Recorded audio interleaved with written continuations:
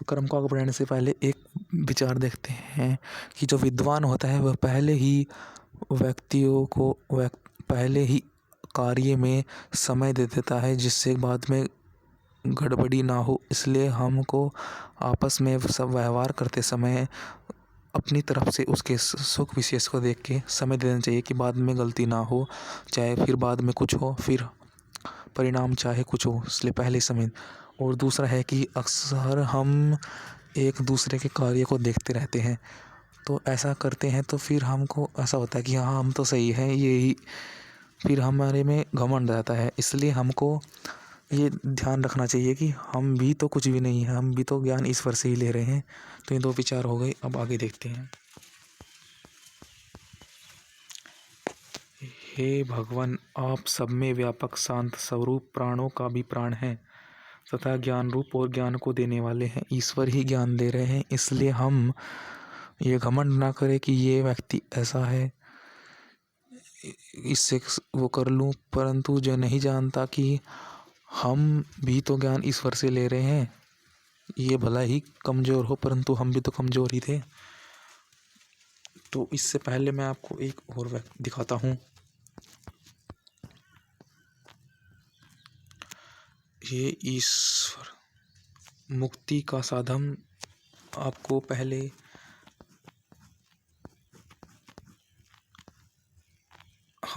सबके पूज्य, सबसे बड़े और सबके सहन करने वाले हैं। ईश्वर मैं कहने वाला था कि ईश्वर ही सबको हमको सहन करते हैं। हम तो सदा ही आलस्य कर लेते हैं, सदा ही निरंतर कार्य हम नहीं करते। ईश्वर तो निरंतर हमारा भला ही कर रहा है कार्य, तो हम तो थोड़ा समय टाइम पास थोड़ा ऐसे वैसे करते हैं, परंतु ईश्वर सहन कर रहे हैं हमको। तो जो व्यक्ति ये समझता है कि जो अपने कार्य में रखता है कि ईश्वर को महसूस करता है, वो जरा भी विचलित नहीं होता, और वो चाहे कुछ कठिनाई आ जाए वो फिर डरता नहीं, क्योंकि इसे पता है ईश्वर तो निरंतर कार्य कर ही रहा है। चाहे लोग कुछ ही कह दे, फिर उससे प्रभाव नहीं पड़ता। जो व्यक्ति ईश्वर का भाव रखता है कि ईश्वर सदैव कार्य कर रहा है, तो फिर वो अपनी तरफ से ज़्यादा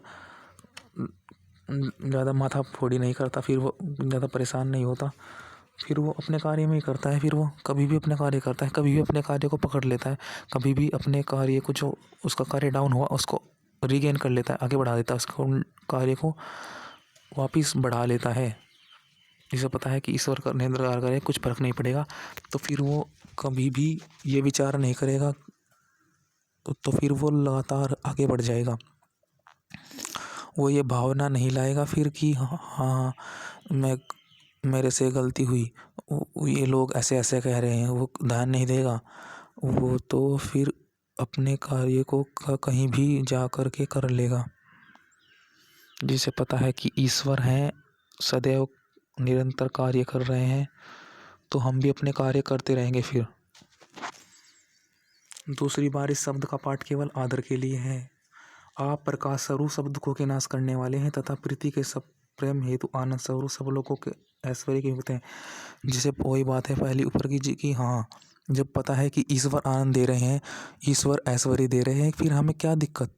फिर चाहे लोग व्यक्ति कुछ कहे, चाहे हमें कहीं भी जाना पड़े, चाहे व्यक्ति कुछ भी कहे, आरोप लगाए, चाहे झूठा आरोप लगाए, चाहे हमें विपरीत परिस्थितियाँ आए, हमें सहन करके कार्य करना चाहिए, विभिन्न क्षेत्र में कार्य करना चाहिए। चाहे कोई भी कठिनाई आ जाए, विपरीत परिस्थिति, उसको सहन करके, क्योंकि ईश्वर परम ऐश्वर्य के देने वाले हैं, परम आनंद के देने वाले हैं, और उत्तम पदार्थ ईश्वर से कोई नहीं है। तो ये भावना रखेंगे तभी भला होगा कि ईश्वर ऐश्वर्य दे के दाता हैं। तो फिर हम आगे देखते हैं। आप सब बल वाले, ईश्वर बल वाले हैं, अपना निरंतर कार्य कर रहे हैं, उनमें सामर्थ्य है। हम तो विचार गड़बड़ाई खाते हैं, हमारे ईश्वर के तो विचार लगातार निरंतर स्थित हैं। तो हम ईश्वर को उपासना करेंगे तो हमारे भी विचार स्थित होंगे तो हम कार्य निरंतर करते बढ़ेंगे। अवकाश से सब निस्तान है। जब कोई व्यक्ति सोचता है कि हम भी, हमारे में वो आर बाहर ईश्वर ही विराजमान है सर्वत्र, तो उसमें गुण आ जाता है कि ये कार्य ही तो हम व्यवहार ही तो करने यहाँ पर आए हैं, हम टाइम पास नहीं करने आए। फिर वो इधर उधर से भी अपने कार्य को पकड़ ही लेता है, इधर उधर से भी अपने कार्य की ओर जाता ही है, वहीं पर ही चला जाता है। इधर उससे कितने ही कठिनाइयों से वापस कार्य में जो बल वाला है उसको ध्यान रखता है और अपने आसपास ईश्वर का स्मरण करते हुए, हे परमात्मा हम सब जगत में से प्रसिद्ध और उत्तम हैं तथा सब प्रकार से इस जगत का धारण पालन और वियोग करने वाले हैं। सब विद्वानों में के जानने योग्य केवल आप ही हैं। सब विद्वान को ईश्वर जानते हैं और विद्वानों के द्वारा ही हमारा भला कर ईश्वर करते हैं। जन्म मरण धारण प्रलय पालन ईश्वर ही के बदौलत चल रहा है। ये हम भावना करें तो हमारा कार्य निरंतर बढ़ता ही जाएगा। हमें कोई तकलीफ नहीं होगी, विपत्तियों से कोई होगी, क्योंकि ईश्वर हमारे साथ है, निरंतर कार्य कर रहा है।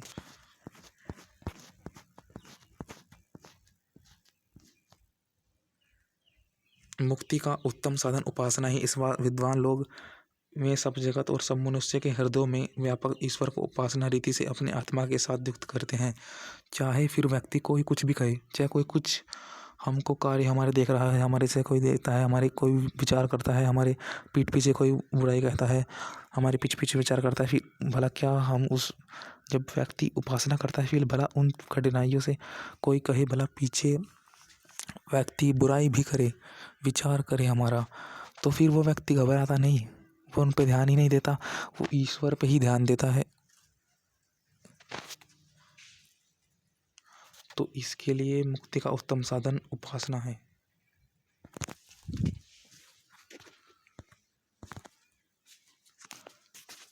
सब जगत और सब मनुष्य के हृदय में व्याप्त ईश्वर को उपासना रीति से अपने आत्मा के साथ युक्त करते हैं।